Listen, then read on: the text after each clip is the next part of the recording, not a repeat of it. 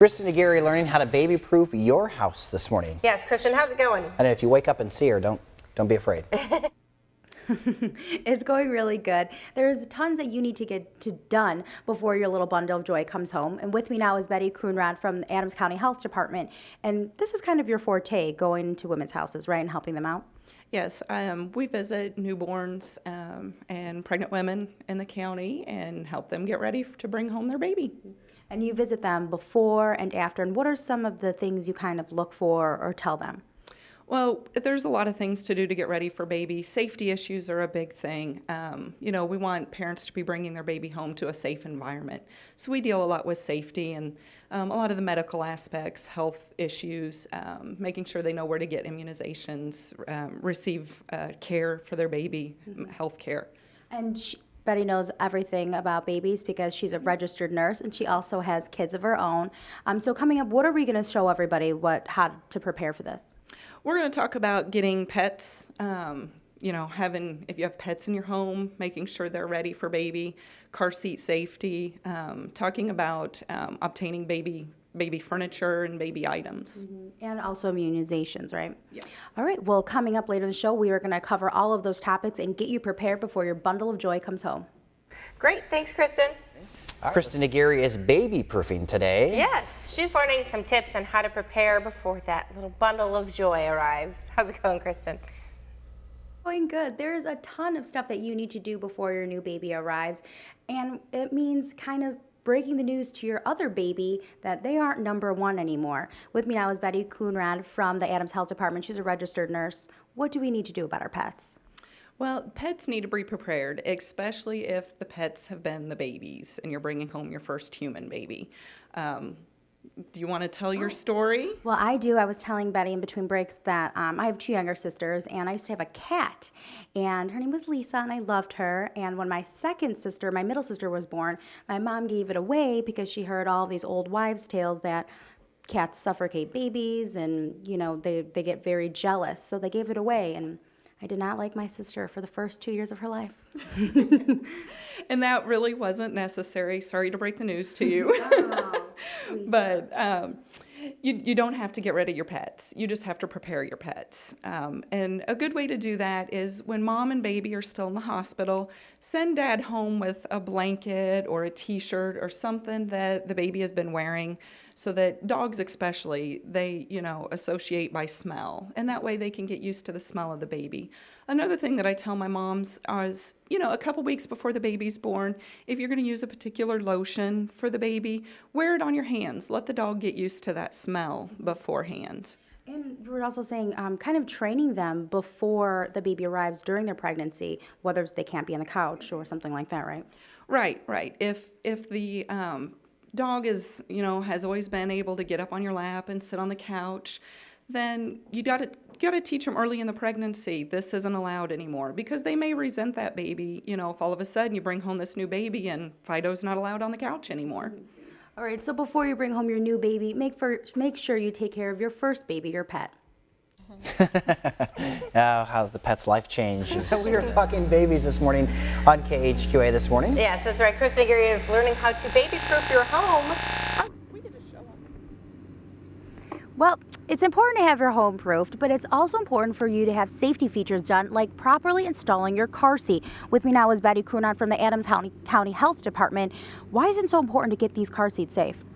It's important to get your car seat installed ahead of time because all cars and all car seats are a little different, and the angle of your seat may be not compatible just by, just putting the car seat right in. It may not sit at the right angle. All car seats have the level indicator on the side, and it's important that that level indicator be straight in the car to properly protect your baby in case of a collision. How often are these put into the car improperly? Studies have shown that 4 out of 5 car seats are installed improperly. Okay, so how do we correctly do this? Back seat's the safest place for a baby, the middle of the back seat. So you get your car seat in there. We have a little extra something in there today, but that's fine. There's a lot of different things that can be used to correct the level. One of the most popular, cheap and easy, is to take a towel, roll it up, and place it underneath the front of the car seat so that it's sitting at the proper angle. Another quick and easy way to do that in the summertime is those pool noodles that everybody uses in the pool. Get a pool noodle or two and cut them to length and put them right under there because they're a good strong foam and they'll hold the car seat in place. It's important to have this done before, like you were saying, before the baby comes, so you're kind of not struggling the day you're bringing that little bundle of joy home. Right. You don't want to be trying to adjust this and get it lined up when you've got the new baby buckled in the car seat. All right, perfect. Coming up later in the show, we are going to also help you prepare your family before the little bundle of joy comes home. Cool. Learning stuff every day. Yes. We're not done with the baby stuff. Kristen Aguirre is learning how to baby-proof your house this morning. How's it going, Kristen? It's going good. With baby-proofing your house, you need to make sure the people inside are also baby-proof, and that means getting your family prepared. What do we need to do? All the members of the family, immediate family, anybody that's going to be in frequent close contact with the infant, they need to make sure their immunizations are up to date. Especially this time of the year, flu shots are very important. Infants under 6 months cannot get a flu shot, so it's important that anybody that comes into contact with them is protected from the flu so that they do not give the flu to the baby. For some people that maybe are a little scared of immunizations, those are tested. Right. The immunizations are very safe. The flu vaccine is very safe. You cannot get sick from the flu vaccine, which is a common misconception. But if you get sick after getting the flu vaccine, most likely you had something else already brewing in your system. And one of the more popular immunizations that are coming to terms right now is the pertussis. Correct. It's showing that the pertussis vaccine that we all received several, in a series as infants and small children, the protection is waning as we get older. And so now the recommendation is that everyone receive a booster pertussis vaccine to prevent the whooping cough. Mm-hmm. And for people who don't know anything about the whooping cough or pertussis, can you tell us a little bit about the symptoms that your baby could have? Mm-hmm. It's a respiratory illness, causes really thick mucus, and then, the infant gets coughing and coughing, can't move the mucus out of their throat. There have been some reported deaths, but it's very uncomfortable, and it's tough to see your baby that sick. And so really you can get your house prepared as much as possible, but getting people inside ready for that baby is really important. It's very important. And just, if you have small children in the home, make sure their vaccines are up to date as well before you bring home baby. And teach these kids to wash their hands. Everybody, especially when it's cold and flu season, anybody that touches your baby or comes into contact with your baby, they need to be in good health and they need to wash their hands. All right, so once again, make sure you wash those hands before you touch the baby. Lots of tips to help you when you bring home your new babies.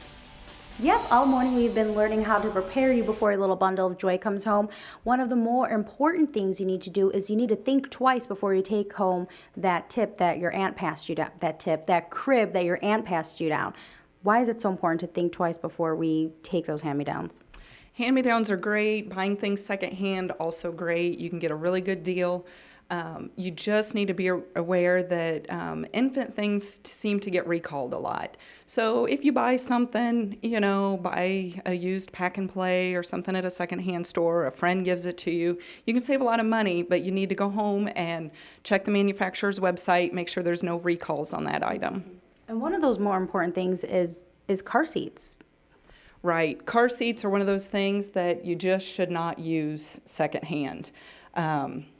If a car seat has ever been in an accident, the integrity of that car seat has been compromised, and it may not be safe in a second accident. And they all have expiration dates on the back of them, so people can always double check that. Right. You should never use a car seat after the expiration date because the plastic wears down over time, and it could not be safe. Mm-hmm. Another big one is cribs. Right. A lot of people think it's neat to use great grandma's crib, the sentimental value. And while I appreciate sentimental value, it's just not safe for baby. Older cribs, the slats were further apart, so baby's head can get trapped and cause a strangulation hazard. Okay, I don't have any kids, but I did have a really good question about stuffed animals. So if you had a stuffed animal forever and you want your baby to have that, is it safe to give that stuffed animal to them? It's safe to put it on a shelf in their room. I wouldn't let a baby play with an older stuffed animal. It could cause a choking hazard. You'd worry about the stuffed animal's eyes or nose coming loose and baby choking on it. All right, so note to self, when I have a baby, don't give him my old stuffed animal. Put it up on the shelf for him. That's all you got to do.